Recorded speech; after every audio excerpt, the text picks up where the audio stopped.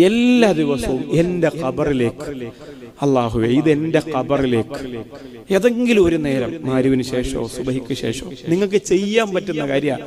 ഒരു മലമറിക്കുന്ന ജോലിയില്ല. ഒരു നിബന്ധനയേ ഉള്ളൂ, വെപ്രാളപ്പെട്ട് ഓതരുത്.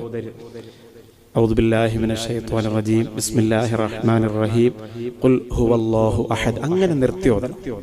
അല്ലാഹു ആ പരിപാടിക്ക് കബറിൻ്റെ അകത്തോട്ട് ചെല്ലണ്ട. അവിടെ ചെക്കിംഗ് ഒക്കെ ഉണ്ട്. ഇത് നിങ്ങളെ പോലെ ചിരിച്ചാണിക്കുമ്പോൾ കയറ്റി വിടൂല, അലിയാരാക്കാര ഭാര്യ എന്നും പറഞ്ഞു. ആ പരിപാടി പറ്റൂല. സാവകാശം പറ്റുമെങ്കിൽ മാത്രം ഓതിയാൽ മതി, ഇല്ലെങ്കിൽ മെനക്കെടണ്ട. കാരണം എന്താ, അതിനുവേണ്ടി മെനക്കെട്ട് അതിന്റെ ശിക്ഷയും കൂടെ വാങ്ങണ്ട. വെറുതെ ഇരുന്നാൽ മതിയല്ല, അതിൽ കുറച്ച് അനുഭവിച്ചാൽ മതി. 10 സൂറത്തുൽ ഇഖ്ലാസ്.